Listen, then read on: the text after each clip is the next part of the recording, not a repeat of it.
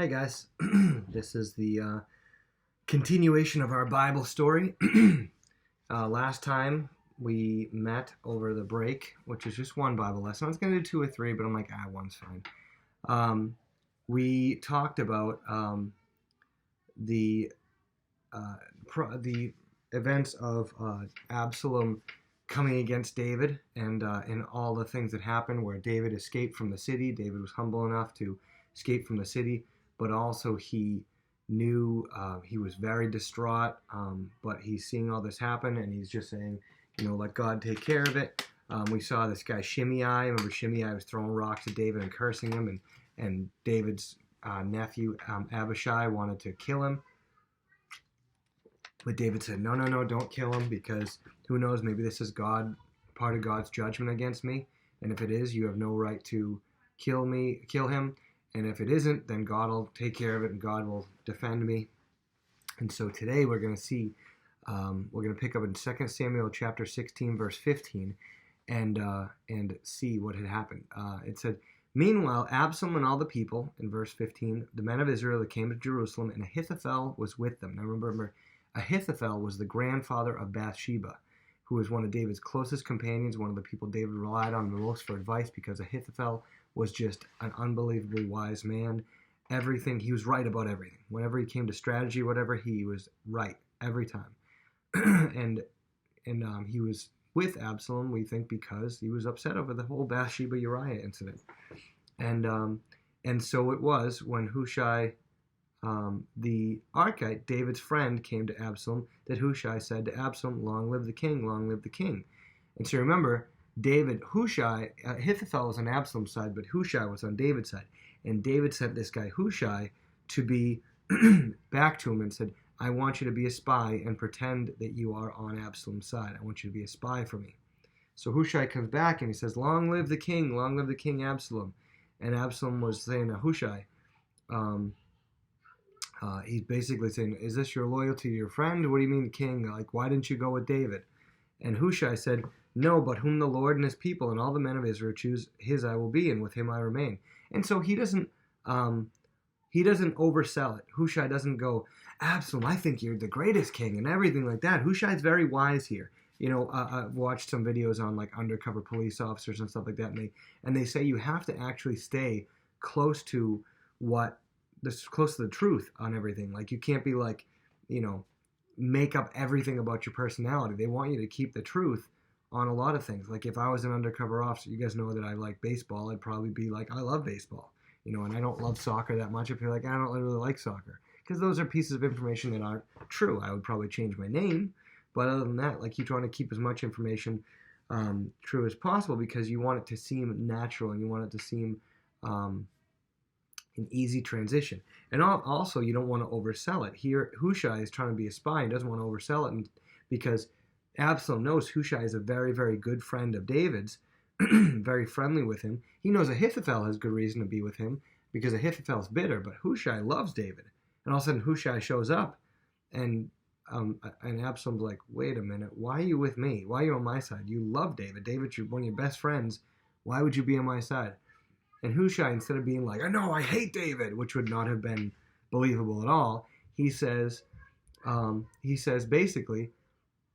serve the king of Israel, whoever the king of Israel is. If the people choose David, then I'm loyal to him. If the people choose you, and it seems like the people have chose you, then I'm loyal to you." And so Absalom can a lot more easily wrap his mind around that and go, "Okay, that makes sense." And he said, "Moreover, whom should I serve? Should I not serve in the presence of his son? As I have served in your father's presence, so I will be in your presence." He goes, "And plus, why wouldn't I serve you? You're, I'm friends with David, but you're David's son. But if he's not going to be king and you're going to be king, that's fine with me." And so he makes this believable decree to Absalom, something that Absalom can be like, "Well, all right, I can believe that." And so Absalom tempts Ahithophel in verse 20 and says, "All right, give advice as to what we should do." He's always the first one they go to, because Ahithophel is right about everything. And he says, "Tell me, how should I proceed?" And so Ahithophel actually tells him to take concubines that were left at at the palace and make them his own and basically marry them himself. And so, unfortunately, this shows, number one, that David had concubines, which were like ceremonial wives, which we've talked about before. David had many wives, which is one of the things that David did that was okay in the culture back then. It was acceptable and normal in the culture, but it was not okay with God. And we see it did a lot of damage. Think about what it did with that Bathsheba. It did a lot of damage and everything like that. But so he tells him to take the concubines as his own, because this was not only, this was like a typical thing that would happen in those days when a king would take over another king's palace. He'd kill that king, and it'd take the king's palace as his own, and it'd take the king's wives as his own, to be basically saying, like, this is mine now. I own all of this stuff. And it was like a slap in the face for the old king, and it was a very public declaration that he is now in charge, because obviously that would be something the king wouldn't want to allow. And so Absalom does that.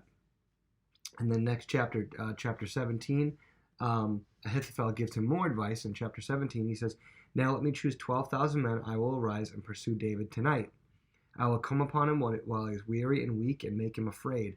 And all the people who are with him will flee, and I will strike only the king. Then I will bring back all the people to you. When all return except the man who you seek, all the people will be at peace." So he tells him, "This is my plan.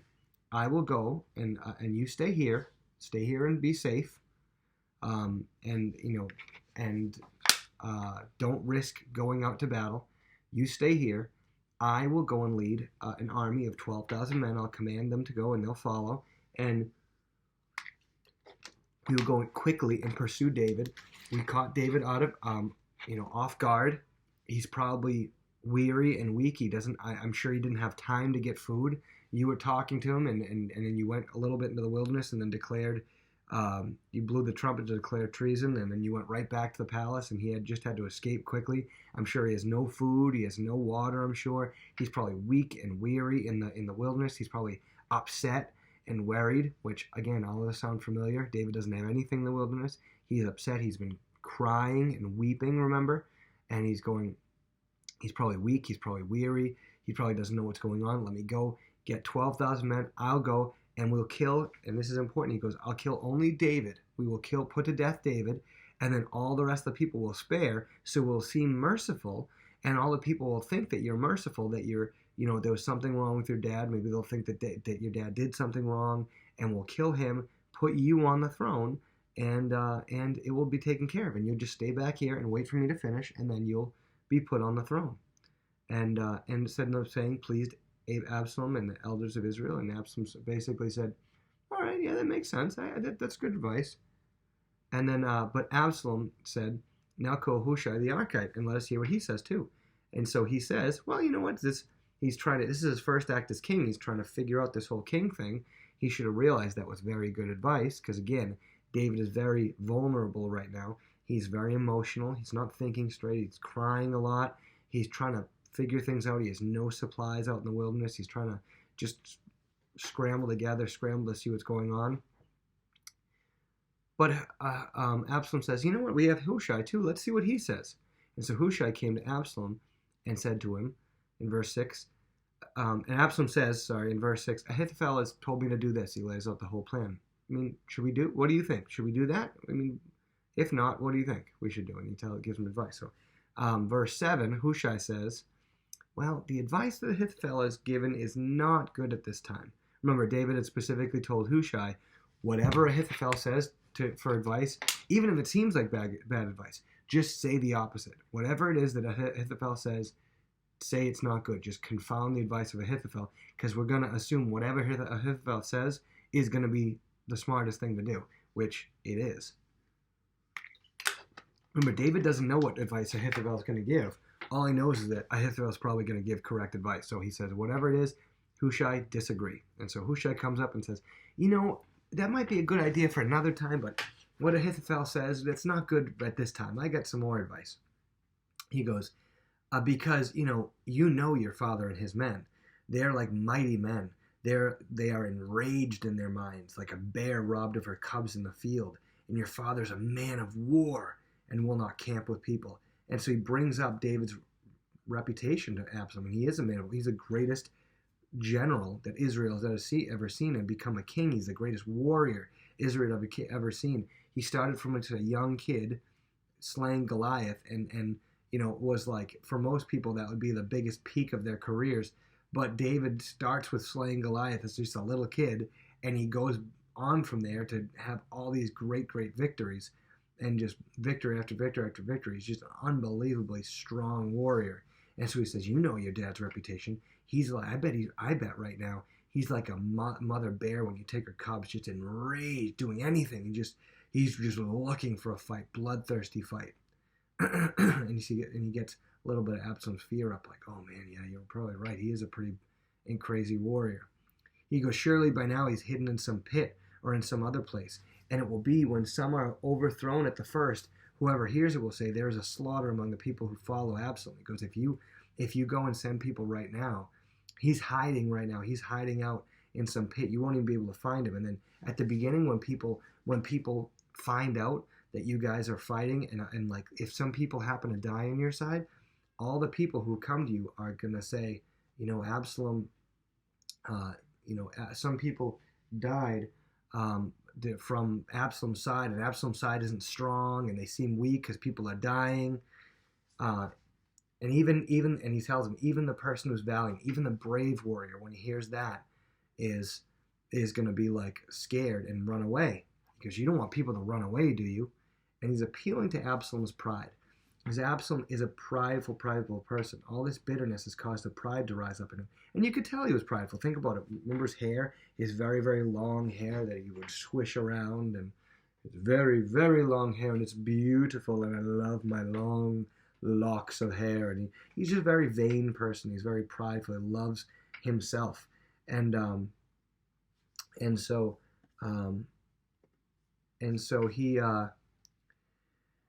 he tells him this, and so he gives his advice. He tells him what not to do. He tells him the reason why he shouldn't follow Ahithophel's advice, and then his advice in verse 11, he goes, and he's like, well, what should I do then? He goes, therefore I advise. He goes, now take a little bit of extra time. Let all Israel be fully gathered to you from Dan to Beersheba. Put out a notice.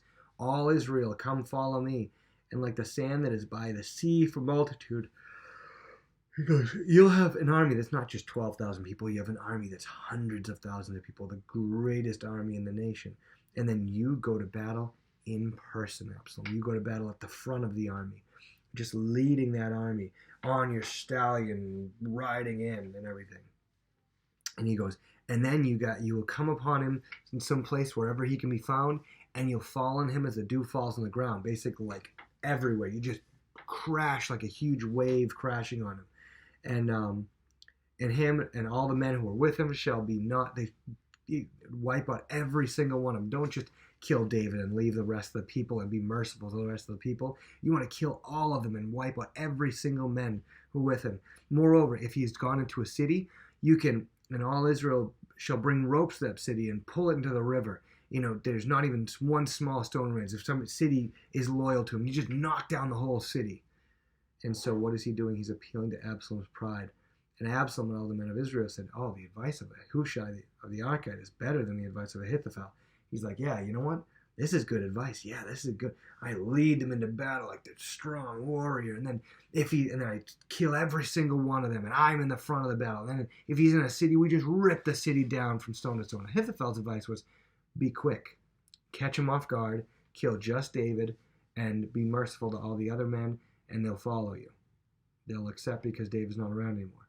Hushai's advice is, no, wait, gather up the biggest army, gather up a huge army, go into battle, you lead it on your own, and just destroy everybody and destroy every city and just seem like a harsh guy. And he loves the advice of Hushai. Verse 15. And so Hushai said to Zadok and Abiathar the priest. Remember, Zadok was a prophet and Abiathar was a high priest. And they were loyal to David. And remember, David sent them back to be spies as well, along with their sons, Jonathan and Ahimaaz. And so this is a different Jonathan. Remember this, you probably met more than one John in your life. There's two Jonathans. And so he sent those 4 guys back to the city to be spies as well. So, and to bring word back to David. So Hushai secretly meets with Zadok and Abiathar and sends word to them, get the word to David of what's going on. And he said, Ahithophel gave this advice, I gave this advice, and therefore, verse 16, he said, tell David, do not spend this night in the plains of the wilderness, but speedily cross over, lest the king and all the people with him be swallowed up. He goes, just in case he decides to follow Ahithophel's advice, get away, get far away. Oh, I'm frozen. And so Jonathan and Ahimaaz, these are the sons of Zadok and Abiathar, they stayed at a city called Enrogel, for they dared not to be seen coming into the city. So a female servant would come and tell them, and then they would go and tell King David.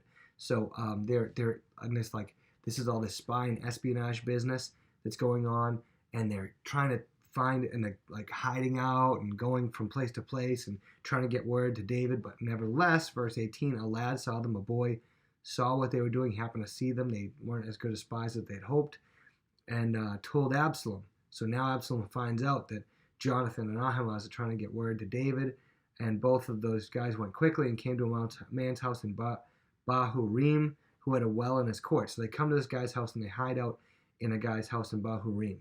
And again, this shows you that David still has plenty of people loyal to him. And this guy has a well in his house, or in part of his yard, and they go and they hide out in the well.